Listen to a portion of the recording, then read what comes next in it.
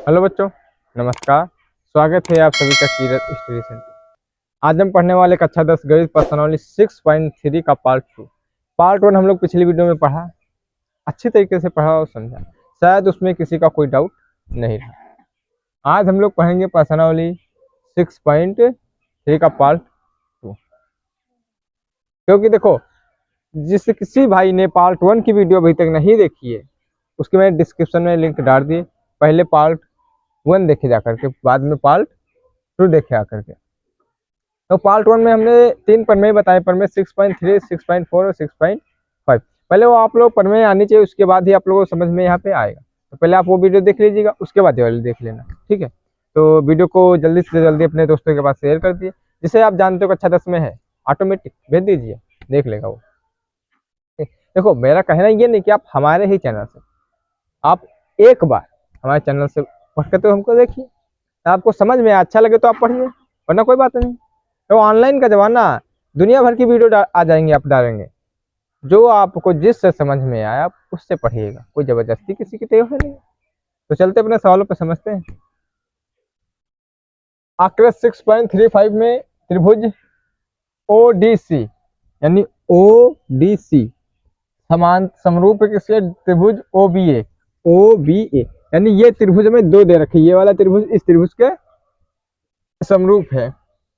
कोण BOC यानी BOC 125 अंश, जो बीच में दिया होता है वही मालूम होता है, यानी O कोण 125 अंश है।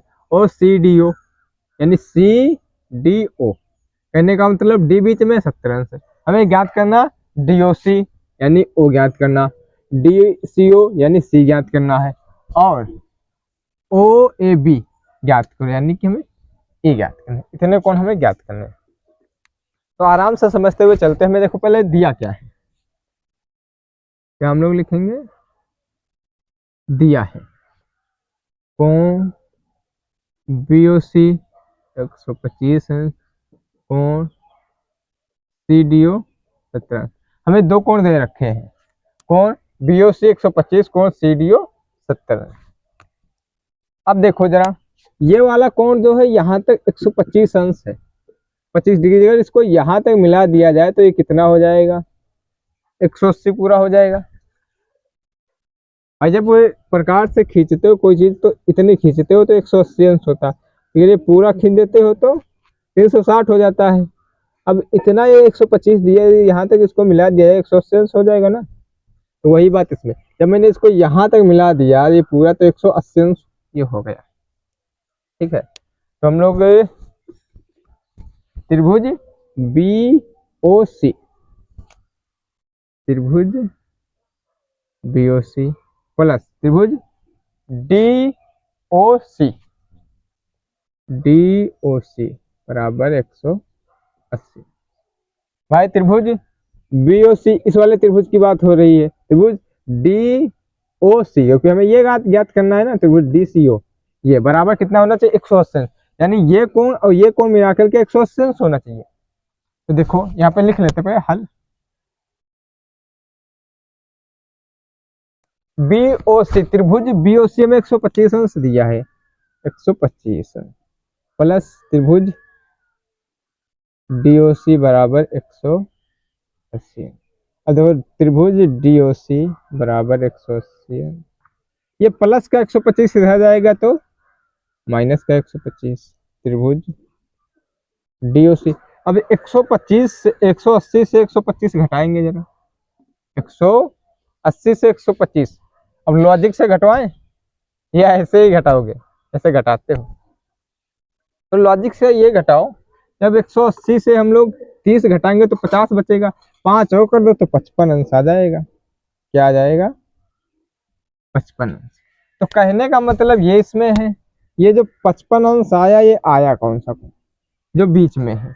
बीच में क्या हमारा O है, बीच में हमारा O है DOC। तो O का मान मेरा 55 निकल आया, 125 था तो ये 55 हमने यहाँ पे लिख दिया, 55। अब हमें क्या ज्ञात करना है, जैसे हमें C ज्ञात करना है, आराम से समझना, हमें C ज्ञात करना है। C के लिए हम लोग क्या करेंगे, त्रिभुज डी सी ओ, डी ओ सी, त्रिभुज डी प्लस त्रिभुज सी प्लस त्रिभुज ओ बराबर 180। देखो सभी कोणों का मान 180 अंश होता है, सभी कोणों का मान जो है वो 180 अंश होता है। ये तो आपको भी पता है ना कि सभी कोणों का मान 180 अंश होता है, यानी कोण डी, कोण सी और कोण ओ का जो मान होगा मिलाकर के कितना होगा 180 अंश पूरा मान होगा। तो कोण डी हमें देखो 70 अंश दे रखा है, 70। कोण सी हमें 55 दे रखा है, हमने निकाल लिया। कोण ओ हमें पता नहीं, बराबर 180 अंश। 70, 55 और 180 अंश। आगे देखते हैं। अच्छा 7, 5, 12 यानी 125 प्लस कोण ओ बराबर 180 अंश। यहाँ तक बात ओके है, यहाँ तक तो कोई समस्या नहीं होगी हमारे हिसाब से। भाई 70 और 55 जब जोड़ेंगे तो 7, 5, 12 यानी 120 और 5 125 हो जाएंगे। तो कोण ओ बराबर 180 अंश। ये प्लस के 125 इधर आएंगे तो माइनस के 125 अंश में। तो कोण ओ बराबर 180 से जब 125 जाएंगे कितना बचेगा भैया जी? 55 बचेगा। तो कोण ओ का मान हमारा कितना निकल आया? 55 निकल आया इसका भी मेरा। ओके बच्चों, तो हम लोग आराम से समझे। देखो यहाँ तक मान तो 125 अंश है, जब इसको मैंने पूरा घुमा दिया तो ये पूरा कितना हो गया? पूरा 180 अंश हो गया, पूरा 180 अंश हो गया ना। तो हमें दिया था बीओसी 125 अंश, सीडीओ 70 अंश। मैंने किया बीओसी यानी बीओसी प्लस डीओसी, डीओसी बराबर 180 अंश होना चाहिए। भाई ये इसका मान 180 अंश होना चाहिए। तो हमें बीओसी 125 अंश दिया था, ये 125 दिया था। कौन? डीओसी बराबर 180, तो डीओसी बराबर 180 माइनस से 125, 55 अंश आ गया।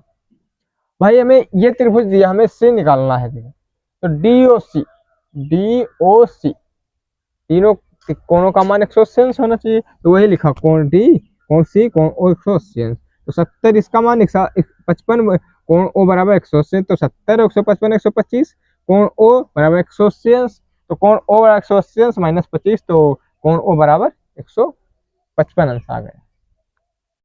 बस और कुछ हमें ज्ञात करना था इसमें, वो ज्ञात करना ना अभी। ए देखो एकांतर, जैसे इसका 55 है तो इसका भी 55 ही आ जाएगा। कोण ए का मान भी मेरा 55 ही आ जाएगा। अब वो कहो कैसे? एकांतर कोण के नाते लिख देंगे कोण ए बराबर 55 एकांतर कोण से, एकांतर कोण से। समझ गए भाई? अगर ये 55 है तो ये 55 होगा, ये 70 है तो ये 70 हो जाएगा। ठीक है, तो एकांतर कोण के नाते ये हो जाएगा। तो आप लोग स्क्रीनशॉट ले सकते हैं। क्वेश्चन नंबर 2 अच्छे तरीके से समझ में आया हो। क्वेश्चन नंबर 3 पे चलते हैं। क्वेश्चन नंबर 3, क्वेश्चन नंबर 2 हमने अच्छे तरीके से पढ़ा। क्वेश्चन नंबर 3 क्या दे रहा है? एक समलंब एबीसीडी समलंब है, जिसमें AB समांतर है DC के, AB जो समांतर है DC के। क्या विकर्ण AC और BD परिस्पर्श बिंदु O पर प्रतिच्छेद करते हैं? दो त्रिभुजों की समरूपता कसौटी का प्रयोग करते हुए दर्शाइए कि OA बटे OC बराबर OB बटे OD। पहले हम एक समलंब ABCD ले लेते हैं। एक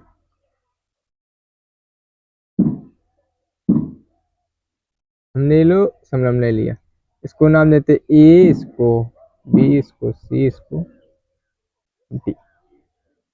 यहाँ तक तो कोई समस्या ना होनी चाहिए। फिर क्या दिया? जिसमें AB समांतर DC के, तो AB समांतर है DC के। ये विकर्ण AC और BD, विकर्ण AC और BD परिस्पर्श बिंदु O पर प्रतिच्छेद करते, बिंदु O पे प्रतिच्छेद करते हैं। दो त्रिभुजों की समरूपता कसौटी का प्रयोग करते दर्शाइए कि OA बटे OC बराबर OB बटे OD दिया हुआ है। दर्शाइए का मतलब यानी कि हमें सिद्ध करना है ये। ठीक है, हमें सिद्ध क्या करना है? सिद्ध करना, क्या सिद्ध करना, ओ ए बटे ओ सी बराबर ओ बी बटे ओ डी, हमें यही सिद्ध करना है। तो लिखते हैं हल। अब देखो, जो कोण ये ए कोण होगा वही कोण सी होगा, कोण ए बराबर होगा कोण सी के, कैसे, तो एकांतर कोण के नाते। तो लिखेंगे कोण ए बराबर कोण सी, एकांतर कोण से, समझ गए, एकांतर कोण से। तो कोण जो बी है ये किसके समांतर होगा, कोण डी के।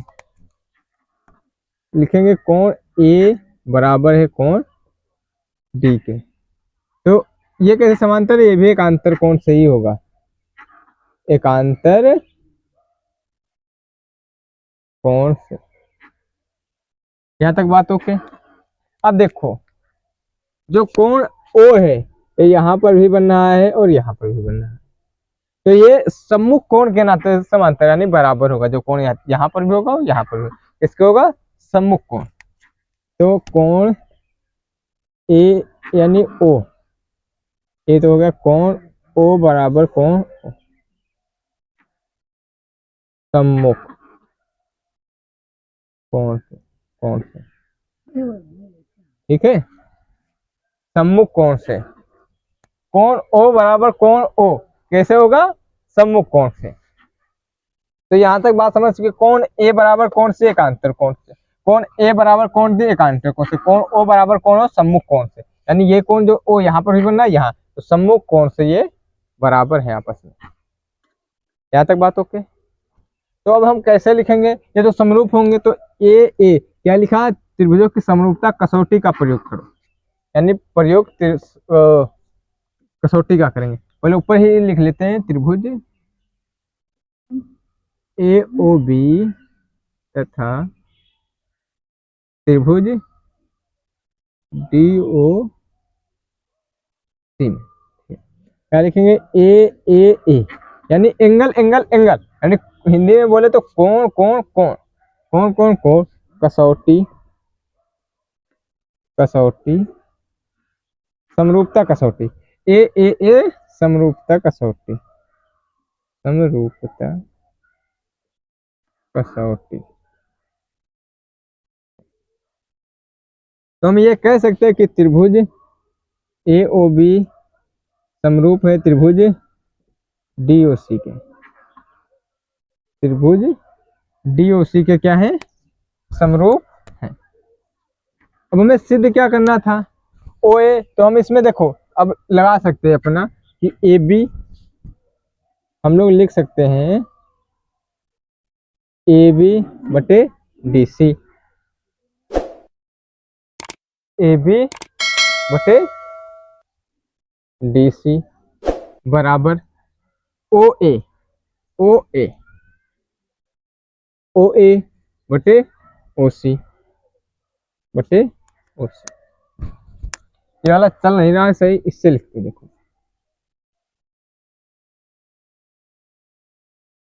ए बी बटे डी सी बराबर ओ ए बटे ओ सी बराबर ओ बी बटे ओ डी। अब देखो हमें तो सिद्ध करने क्या बता रहा था, केवल ओ ए बटे ओ सी यानी ओ ए बटे ओ सी और ओ बी बटे ओ डी, लेकिन हमने ये कहाँ से कर दिया, तो कोई बात नहीं। देखो जो बता रहा आप वही, जब ये समांतर है आपस में समरूप है, तीनों भाई कोण आपस में समरूप है, तो हम ये तो आएगा ही आएगा, लेकिन हमसे दो कोण पूछे तो सिर्फ हम दो लिखेंगे, कोई कोण ए बटे ओ सी बराबर ओ बी बटे ओ डी।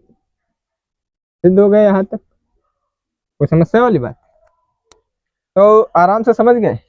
देखो एक समलंब ABCD, मैंने ABCD एक समलंब बना लिया, AB समांतर DC के, AB समांतर मैंने DC के रख दिया, AC और BD विकर्ण है, AC और DC विकर्ण जो O पर प्रक्षेद कर रहे हैं, दो त्रिभुजों की समरूपता कसौटी का प्रयोग करते दर्शाइए ओ ए बटे ओ सी बराबर ओ बी बटे ओ डी। हमें ये इसमें दिखाना था। तो देखो सिद्ध हमें करना ओ ए बटे ओ सी बराबर ओ बी बटे ओ डी, ये तो हमें सिद्ध करना था। त्रिभुज ए ओ बी तथा त्रिभुज डी ओ सी में, ए ओ बी तथा डी ओ सी ये दोनों त्रिभुजों में कोण ए जो है कोण सी के एकांतर कोण के नाते, बी जो है कोण डी के, बी जो है कोण डी एकांतर कोण से, कोण ओ देखो यहाँ पर भी तो ये सम्मुख यानी सम्मुख कोण से बराबर। तो A angle angle angle Hindi में तो कोण कोण कसौटी समरूपता कसौटी से ये समरूप होंगे। तो हम लिख सकते त्रिभुज एओबी समरूप है त्रिभुज डीओसी के। तो ए बी बटे डी सी बराबर ओ ए बटे ओ सी बराबर ओ बी बटे ओ डी हम लिख सकते हैं। लेकिन हमसे पूछा सिर्फ दो है, हम लिख तो इन तीनों को सकते हैं लेकिन हमसे पूछा सिर्फ ये दो है, तो हमने वही दो लिखा दे ओ ए बटे ओ सी बराबर ओ बी बटे ओ डी। तो स्क्रीनशॉट लेना चाहते हैं आप लोग ले सकते हैं। क्वेश्चन नंबर 3 भी आप लोग अच्छी तरीके समझ में आया होगा। क्वेश्चन नंबर 4 पे चलते हैं। क्वेश्चन नंबर 4 देखते हैं। आकृति 6.36 आकृति 3.63 है। क्यू आर बटे क्यू एस यानी क्यू आर बटे क्यू एस बराबर क्यू टी बटे पी आर, क्यू टी बटे पी आर तथा कोण एक कोण दो, कोण जो फर्स्ट ये कोण सेकंड आपस में बराबर दर्शाइए कि त्रिभुज पी क्यू एस त्रिभुज टी क्यू आर आपस में समरूप है या नहीं है, हमें ये दर्शाना है। तो देखते हैं। तो मैं क्या क्यू आर बटे क्यू एस बराबर क्यू टी बटे पी आर, इसको हम समीकरण नंबर 1 मान लेते हैं। इसको क्या मैंने माना समीकरण नंबर 1। त्रिभुज टी क्यू आर तथा त्रिभुज पी क्यू एस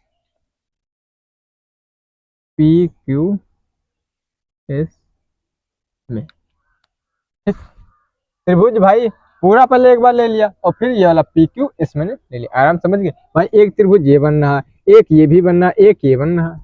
तो मैंने पी क्यू एस एक बार ले लिया और टी क्यू आर पूरा एक बार ले लिया। ठीक है, यहाँ तक देखेंगे। इसमें जो कोण एक बराबर कोण दो के, भाई कोण एक ये है कोण दो ये क्या आपस में हमें देखो ये दे रखा है यहाँ पर कोण एक जो है बराबर कोण दूसरे कोण के बराबर है। यहाँ तक बात ओके। हम इसमें लिख सकते हैं ये वाली जो रेखा जा रही है ये वाली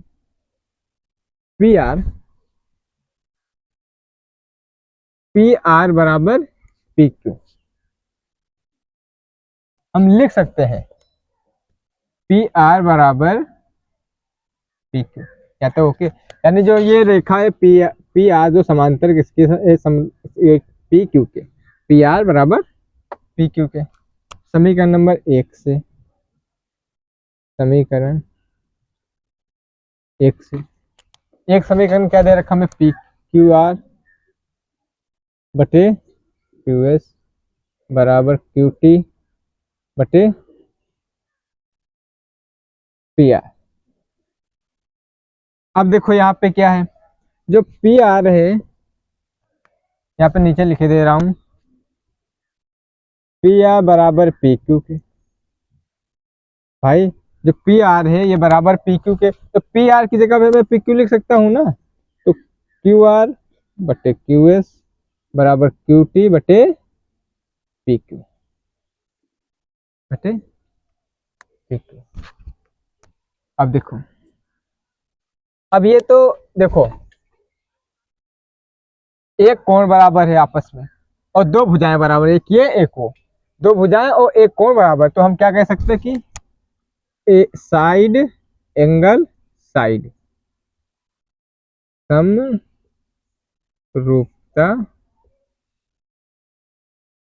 कसौटी। तो हम कह सकते हैं कि त्रिभुज पी क्यू एस समरूप है त्रिभुज पी क्यू आर के। बात समझ गए?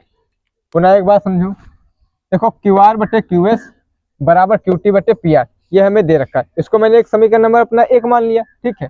तो त्रिभुज टी क्यू आर भाई टी क्यू आर और पी क्यू एस भाई T Q R P Q S, आराम समझ ना, पी क्यू एस में कोण एक बराबर कोण दो, जो कोण एक है बराबर कोण दो, भाई कोण एक ये है, कोण ये दूसरा है, तो कोण जो फर्स्ट कोण है सेकंड कोण के बराबर है, तो एक कोण मेरा बराबर हो गया, ठीक है। तो पी आर बराबर क्यू आर, जो पी आर वाली जो रेखा है ये समरूप किसके है, पी क्यू के है। समीकरण नंबर 1 से मैंने समीकरण नंबर 1 लिख लिया, लेकिन हमें यहाँ पे पी आर दे रखा है, लेकिन पी आर के बराबर तो क्यू आर है, ये देखो पी आर बराबर क्यू आर, तो हमने क्यू आर बटे क्यू एस बराबर क्यू टी बटे पी क्यू, भाई पी आर की जगह पे मैंने पी क्यू लिख दिया। तो देखो एक मेरी साइड एंगल बराबर हो गए यानी कोण, और दो मेरी भुजा बराबर हो गए, एक कोण दो भुजा, तो त्रिभुज कैसा होगा, समरूप होगा। ये पन्मे कौन सी है, 6.5, तो 6.5, तो साइड एंगल साइड समरूपता कसौटी से त्रिभुज PQS और समान समरूप है त्रिभुज TQR की। तो उम्मीद करता हूँ आपको क्वेश्चन नंबर 4 भी अच्छे तरीके से समझ में आया होगा। स्क्रीनशॉट लेना चाहते हैं आप लोग ले सकते हैं आराम से, ठीक है। क्वेश्चन नंबर 5 पे चलते हैं। क्वेश्चन नंबर 5 देखते हैं। देखो त्रिभुज PQR की भुजाओं PR और QR पर क्रमशः बिंदु S और T इस प्रकार स्थित है, किस प्रकार स्थित है, इस प्रकार कि कोण P बराबर कोण RTS है, दर्शाइए कि त्रिभुज RPQ समरूप है त्रिभुज RTS है। हमें ये इसमें दर्शाना है कि जो PRPQ है जो RTS के समरूप त्रिभुज PQR, पहले हम बना लेते हैं एक त्रिभुज अपना,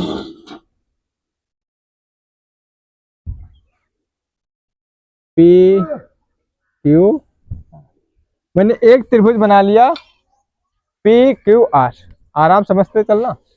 भुजाओं PR और QR, PR और QR पर क्रमशः बिंदु S, पहले PR आया S आया, तो PR पर बिंदु मैंने एक ये देखो S बना दिया। T PQ पे जो बिंदु T है, P नहीं QR पे जो बिंदु मैंने एक T बना दिया, इस प्रकार स्थित है। मैंने इनको आपस में मिला दिया कि दर्शाइए कोण P जो है बराबर कोण RTS, जो कोण P है ये बराबर, अब देखो जो बीच में होता है उसी T है, तो कोण T के बराबर है। बात समझे? तो देखो हम क्या लिख सकते हैं, कोण P बराबर कोण T के, ये हमें दिया है भाई। कोण P जो है बराबर कोण T के, ये हमें यहाँ पे दिया गया है, ठीक। कोण Q बराबर कोण Q उभयनिष्ठ,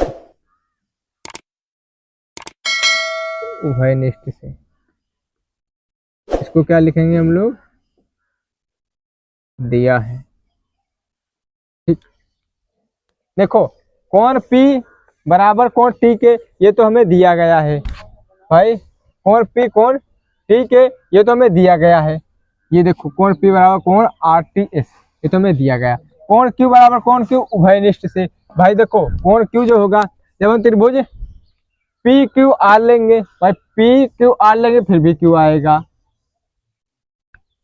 नहीं यार ये नहीं, PQR और STR, कोण R होगा, क्यों नहीं यार, कंफ्यूज जाते हैं हम भी।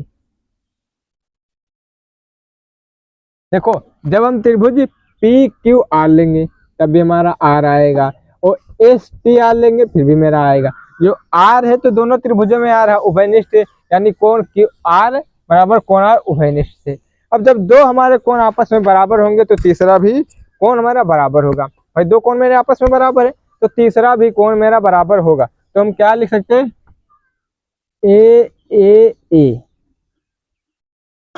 समरूपता कसौटी से, किसकी कसौटी, समरूपता कसौटी से, तो हम लोग कह सकते त्रिभुज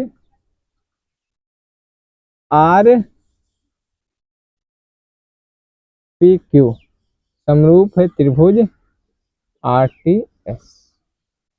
यहाँ तक समझने में कोई समस्या हुई? देखो जैसे जैसे क्वेश्चन बोलता गया हम वैसे वैसे हल करते चले गए। तो क्वेश्चन क्या कहा, PQR की भुजा, तो PQR की भुजा पी क्यू पर इस बिंदु पी क्यू पर मैंने पी आर पर इस बिंदु, क्यू आर पर एस तो क्यू आर पर मैंने इस बिंदु डाल दिया। ठीक है, ये मैंने दोनों अपने बिंदु डाल दिए, इस प्रकार स्थित है। मैंने एस और टी को आपस में मिला दिया। कोण P बराबर कोण RTS, कोण P बराबर कोण RTS। तो RTS मतलब जो बीच में होता है, तो T बीच में है तो मैंने T। तो देखो हमें दिया हुआ कोण P जो है कोण T, कोण P बराबर कोण T के हमें दिया हुआ, तो हमने कोण P बराबर कोण T जो हमें दिया हुआ, कोण P बराबर कोण T। कोण R देखो जब हम PQR लेंगे, PQR जब हमने PQR लिया फिर भी हमें कोण R फंसा, और जब हमने STR लिया STR तो भी यानी जो हमारा R है तो दोनों में उभयनिष्ठ है। तो कोण R बराबर कोण R क्या है, उभयनिष्ठ से। जब दो कोण मैंने आपस में बराबर, तीसरा भी एंगल बराबर होगा। ठीक है, तो हमने क्या लिखा, ए समरूपता कसौटी से त्रिभुज RPQ त्रिभुज RTS के समरूप होगा। तो आप लोग स्क्रीनशॉट ले सकते हैं, आप लोग स्क्रीनशॉट ले सकते हैं। ठीक है, तो क्वेश्चन नंबर 5 आप लोगों को अच्छी तरीके से समझ में आया होगा। क्वेश्चन नंबर 6 पे चलते हैं, क्वेश्चन नंबर 6। तो क्वेश्चन नंबर 5 तक हम लोग कर चुके। क्वेश्चन नंबर 6 क्या दिया हुआ हमें, आकृत 6.37, ये हमें आकृत 6.37 दे रखी है।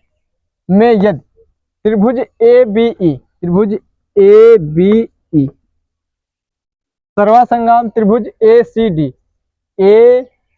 के है, तो दर्शाइए कि त्रिभुज ADE समरूप है त्रिभुज ABC के, यानी ये पूरा बड़ा वाला त्रिभुज और छोटे वाले त्रिभुज के समरूप है, हमें ये दर्शाना। देखो मैं दिया क्या है, क्या लिखेंगे, दिया है त्रिभुज ABE सर्वागम है त्रिभुज ACD के। हमें सिद्ध क्या करना है, हमें सिद्ध ये करना है कि त्रिभुज ADE समरूप है त्रिभुज ABC के। देखो हमें यह सिद्ध करना है त्रिभुज ADE जो है वो समरूप किसके, त्रिभुज ABC, क्या आ गया यार, ADE त्रिभुज ABC के समरूप है, ये हमें सिद्ध करना है। तो ओके, तो देखते हैं अपने,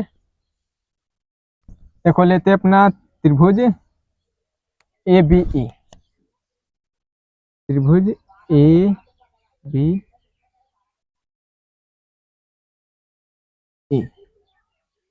त्रिभुज ABE सर्वागसम है त्रिभुज AC। तो देखो एक एक चलो, AB बराबर क्या आ जाएगा, AC, AB बराबर AC। ठीक है, फिर का BE बराबर CD। अब क्या बचा, AE बराबर AD। आराम से समझना। फिर देखो पहले AB दे रखा, तो AB बराबर AC मैंने लिख लिया, फिर BE बराबर CD लिख लिया, फिर क्या बचा, AE बचा, तो AD बराबर AD आ गया। यहाँ तक बात ओके है। अब देखो, अब त्रिभुज ADE समरूप त्रिभुज ADE तथा त्रिभुज ABC, यानी छोटे वाले त्रिभुज बराबर बड़ा वाला त्रिभुज। तो कोण A, देखो ये जो कोण A है ना बच्चों, कोण A, चाहे हम त्रिभुज ADE ले, भाई त्रिभुज देखो, चाहे हम त्रिभुज ADE ले फिर भी हमारा A आएगा, ADE ले फिर भी मेरा A आएगा, या त्रिभुज ABC ले फिर भी A आएगा, और ADE ले फिर भी, यानी A जो है कोण दोनों में उभयनिष्ठ रहेगा। यहाँ तक बात ओके। तो कोण A बराबर कोण A, कोण A बराबर कोण A क्या है, उभयनिष्ठ, उभयनिष्ठ, यानी कोण A तो दोनों में आएगा, ऊपर वाले त्रिभुज में और पूरे त्रिभुज में। तो कोण A मेरा क्या हो गया, उभयनिष्ठ हो गया, ये तो मेरा उभयनिष्ठ हो गया। अब देखो AB बटे AD AD। हमने पढ़ा था ना पर मैं शायद 6.1 में ये पढ़ा हमने कि AB बटे AD बराबर AC बटे AE। अब ये कैसे आया, देखो देखो AC बटे AE। तो हमने पर में 6.1 पर मैं बता पाता हूँ 6.1 में शायद ये पढ़ा है ना, उसमें तो आप लोग अच्छे से समझ चुके हैं। देखो कौन A बराबर कौन है, उभयनिष्ठ है दोनों में। जब ये दोनों में उभयनिष्ठ है तो बराबर हो गया। फिर AB बटे AD, भाई AB बटे AD, AB बटे AD बराबर AC बटे AE। तो देखो हमने क्या निष्कर्ष निकला हमारा कि एक कोण मेरा बराबर निकल आया। एक कोण, दो भुजाएं, भाई दो मेरी भुजा, एक ये और एक ये, यानी दो भुजा मेरी आपस में बराबर ये और एक कोण मेरा बराबर है। तो हम क्या कह सकते हैं, त्रिभुज समरूप है पर में 6.1 के अनुसार। तो साइड एंगल साइड समरूपता कसौटी से त्रिभुज क्या आ गया, ADE समरूप है त्रिभुज ABC। तो यहाँ तक बात ओके बच्चों। पुनः एक बात समझो, ये हमें दे रखा था तो हमने AB बराबर AC, BE बराबर CD, EE बराबर AD लिख दिया। त्रिभुज ADE तथा ABC में ये वाले त्रिभुज दोनों त्रिभुज में मिला। कौन A मेरा उभयनिष्ठ, जो कौन A है दोनों त्रिभुजों में उभयनिष्ठ हो गया। तो AB बटे AD और AC बटे AE, आराम से पढ़ा, आराम समझ में आ गया होगा, ये आ गया। तो हमारा एक एंगल यानी एक कोण और दो भुजाएं आपस में बराबर हैं, तो हम क्या कह सकते हैं, ये त्रिभुज हमारा समरूप है। तो SAS समरूपता कसौटी से त्रिभुज ADE समरूप त्रिभुज ABC है। इसके सॉल्व लेना चाहते हैं आप लोग ले सकते हैं। तो उम्मीद करता हूं कि आप लोगों को अच्छी तरीके से समझ में आया होगा। जो ना समझ में आया हो कमेंट बॉक्स में बता देना, मैं उसकी एक पुनः वीडियो बना दूंगा, या आप टेलीग्राम ग्रुप की मैंने लिंक डाल दी, उसको ज्वाइन कर लेना। वहां पर भी मैं आप हमसे डाउट पूछ सकते हैं बेझिझक, जो ना समझ में तुरंत बताएंगे। तो जल्दी मिलते किसी अन्य वीडियो में, और इसका पार्ट 2 पार्ट 3 जल्दी आएगा। तब तक के लिए धन्यवाद।